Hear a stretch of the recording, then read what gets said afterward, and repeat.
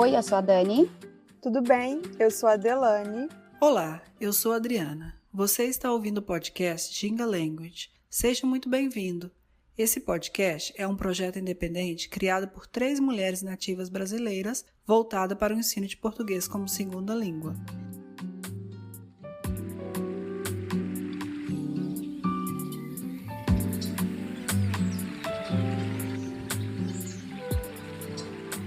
No episódio de hoje, Genética e DNA. E a convidada do dia é a doutora Thaís Cidália.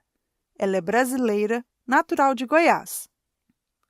Doutora Thaís é formada em biomédica, geneticista pela UFG, doutora em genética, doutora e mestre em biologia celular e molecular. Ela atua como professora e pesquisadora e é orientadora do mestrado em genética da PUC Goiás. Seja muito bem-vinda, doutora Thaís Cidália.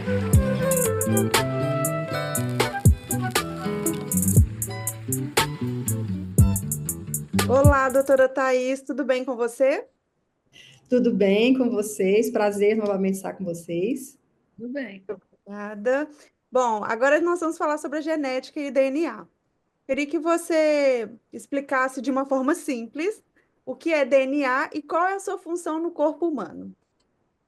Certo. Então, o DNA ele é uma molécula bioquímica que tem uma série tem um código, né? Vamos tentar simplificar um código que traz uma informação, na verdade, várias informações para as nossas características. Então, nessa molécula, que tem uma sequência com código, nós temos informações que são responsáveis pelas nossas características físicas, mas também por características internas, como um hormônio que a gente produz, uma proteína, uma enzima. Por isso que, às vezes, tem algumas doenças genéticas que são por problemas endógenos que não são aparentes, não são necessariamente uma síndrome, né, que a gente olha fisicamente. Então, o DNA é uma molécula que tem um código responsável por informações do nosso organismo, tanto das características físicas visíveis, externas, como também as nossas características e funções internas. E a genética, ela pode prever características físicas e de comportamento? E até que ponto ela consegue? Sim, a partir do momento que nós conhecemos as famílias, nós temos como prever, mas claro que não necessariamente vai ser uma coisa assertiva, qual seria a probabilidade, né? Como, por exemplo, tem pais com olhos azuis.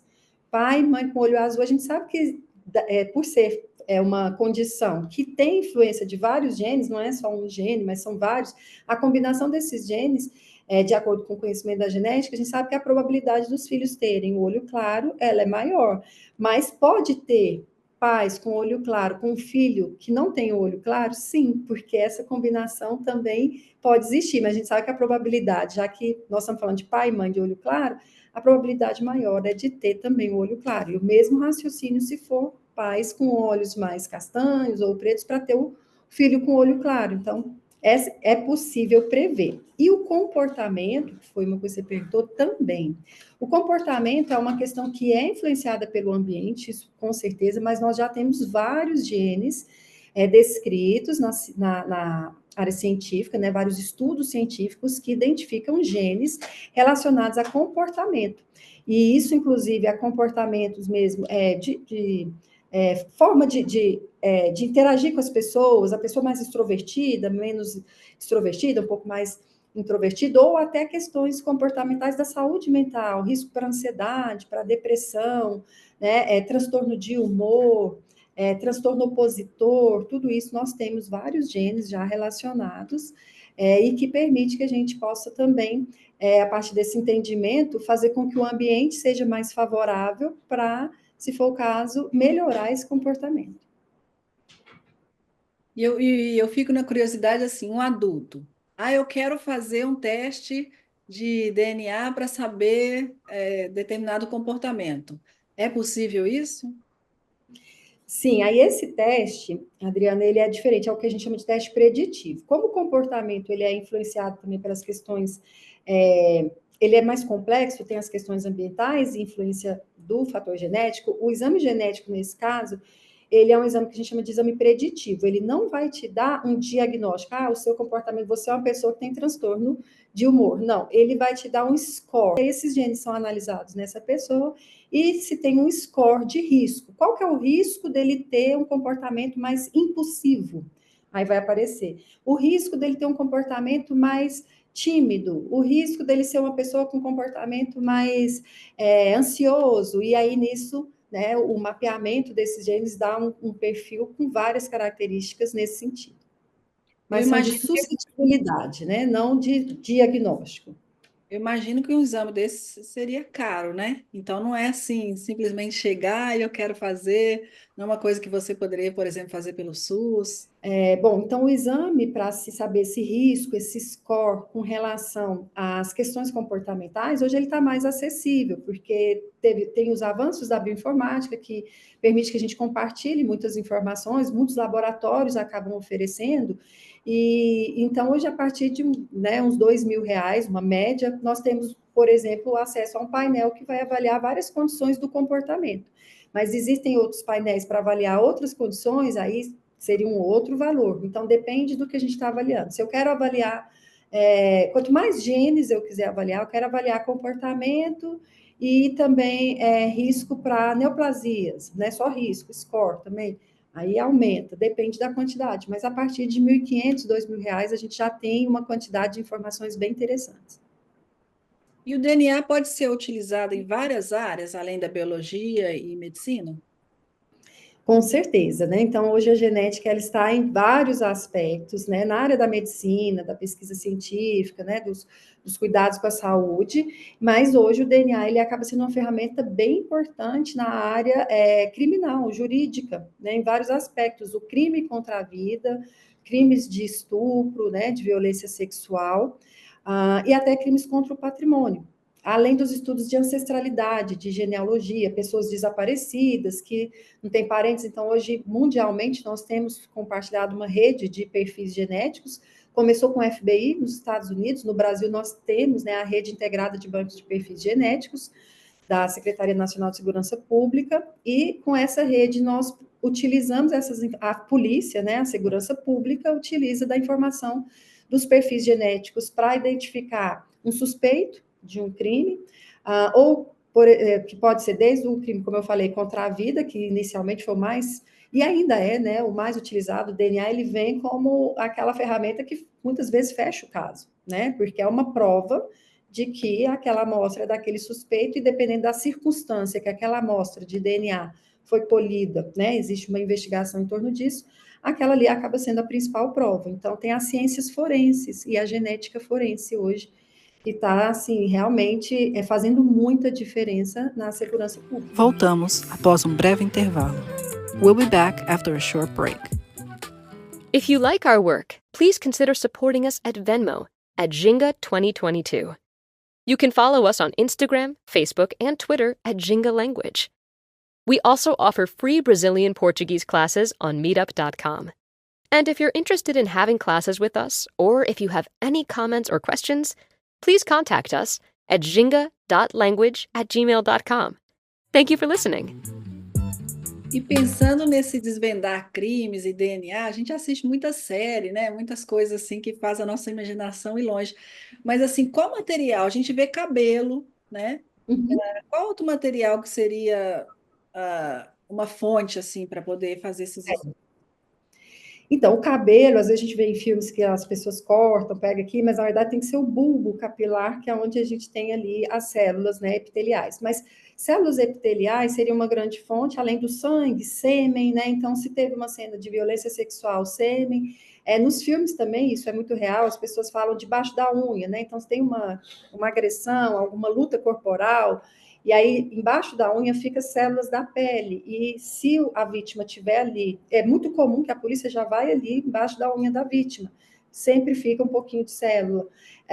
Onde a gente encosta, né? Aba de boné, quimba de cigarro, um copo, né? Esse copo, onde eu encostei aqui a boca, se eu passar um suave, eu tenho células, é muito fácil pegar esse DNA. Então, assim, a gente deixa DNA em qualquer lugar, hoje é muito... E antigamente, esse material de cena de crime, era muito difícil da gente obter uma amostra limpa para a gente visualizar esse DNA, e hoje não. A tecnologia ela avançou tanto que, se eu passar um swab ali, como eu falei, na borda desse copo, eu vou ter DNA, que é super possível avaliar com um grau de confiança de realmente, assim, 99,99%.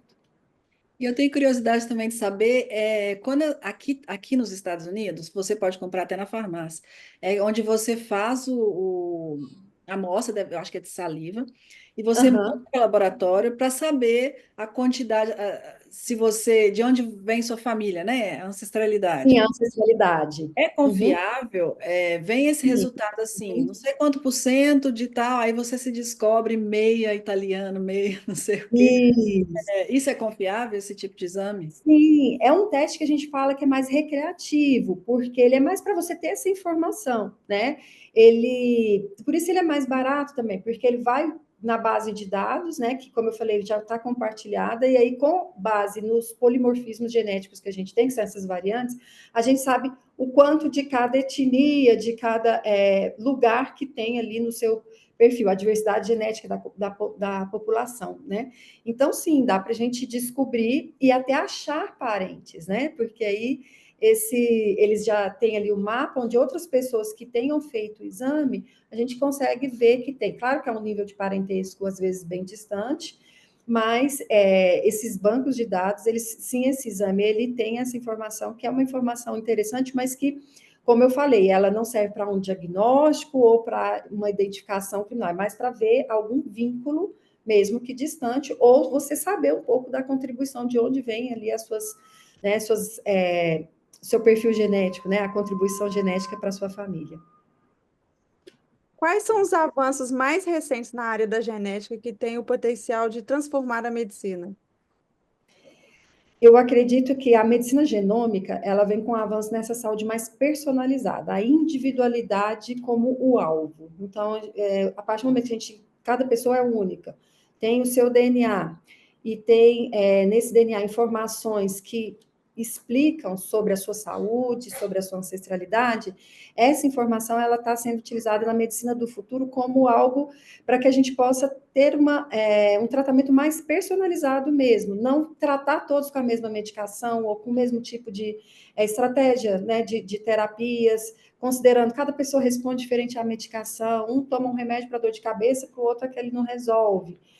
Um anti-inflamatório, então isso também tem muito a ver com o perfil de cada um. Até a resposta, tem um estudo bem interessante de resposta à cafeína, né? Eu não sei se vocês já perceberam, tem pessoas que tomam café e esse café, ele traz aquela agitação, né? Dá um up, vamos dizer assim.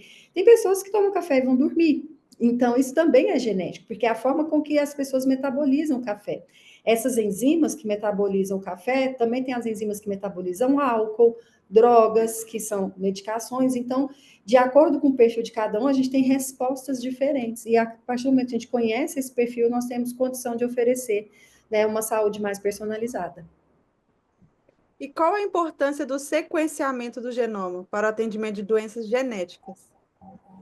O sequenciamento é o que nos dá essa informação, né? Então, quando a gente fala de sequenciamento do genoma, quer dizer, nós vamos entender toda a sequência de informações que tem no nosso genoma. Então, esse sequenciamento, ele já existe, já foi feito há muitos anos, e hoje, a partir desse sequenciamento, que nós temos a informação de cada sequência ali responsável por uma característica, a gente chama de gene. Então, aí aquele gene é uma sequência do genoma, então a importância do sequenciamento do genoma é conhecer esse gene e a característica que ele está associado, porque essa sequência ela tem uma informação que significa algo no nosso corpo. E o que é o mapeamento genético? E como ele pode ajudar a prevenir ou tratar doenças?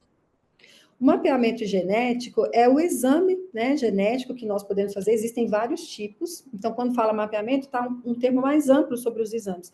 Tem exames que são com finalidade de diagnóstico, que vai diagnosticar uma doença, exame genético que vai detectar uma síndrome genética, uma alteração que está relacionada a uma patologia mesmo, como tem os exames, que são mapeamentos também genéticos, de genes que vão dar riscos de suscetibilidade para uma doença, como nós falamos de suscetibilidade para um comportamento, né, de ter mais risco para ansiedade, um risco maior para vício, risco para diabetes, para hipertensão, para obesidade. Então, o mapeamento é toda essa possibilidade de entender com o exame genético essas informações, seja com a finalidade de diagnóstico, ou às vezes com a finalidade de entender suscetibilidade ou um risco associado a alguma condição ou uma doença genética também.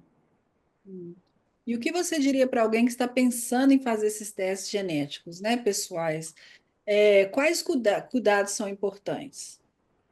Excelente pergunta, porque eu já vi muitas pessoas fazerem o exame, coloca ali na pastinha, guardou, não sabe o que significa. Esses exames, eles trazem informações muito valiosas. Então, a partir do momento que você decide, eu vou fazer o exame, tenha um especialista para te ajudar nessa interpretação.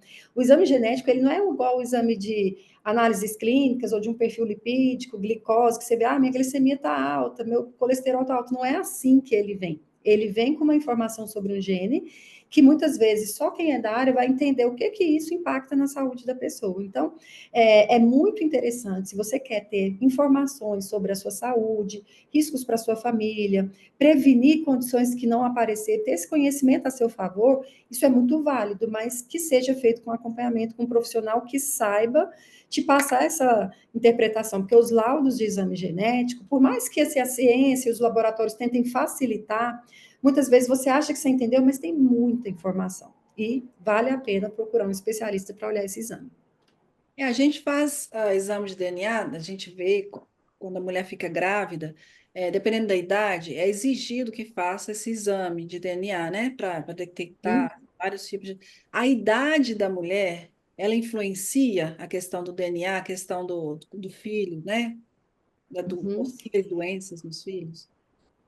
Sim, esse é um exame específico que muitas vezes por questão da idade, é o exame, provavelmente você deve estar falando do cariótipo. Por quê? Na verdade, é por conta do óvulo. O óvulo da mulher, a gente começa a produzir óvulo, né, lá na fase, ainda na adolescência, ali por volta, quando vem a primeira menstruação. E esses óvulos, eles vão ficando ali por vários anos, a cada mês, a cada ciclo menstrual, esse óvulo, ele amadurece e ele pode ser fertilizado.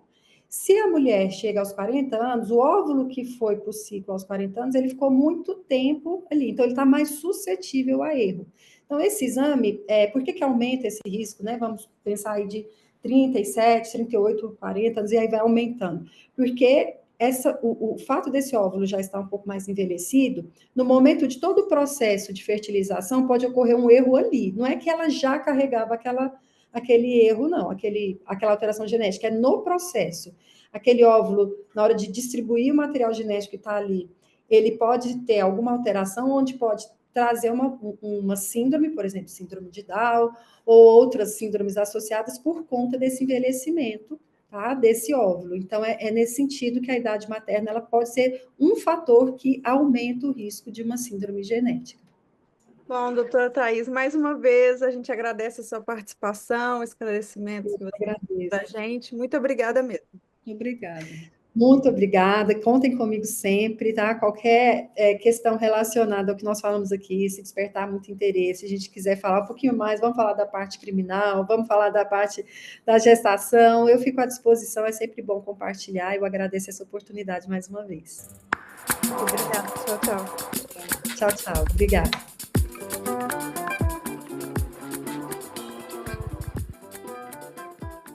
E estamos chegando ao fim deste episódio. Os links mencionados nessa entrevista estão na descrição. Agradecemos a todos os ouvintes pela companhia e pelo apoio. Se você gostou desse episódio, siga o podcast e indique aos amigos. Siga a gente também nas nossas redes sociais, @gingalanguage, porque tem muitas dicas legais por lá. Até mais, gente! Tchau!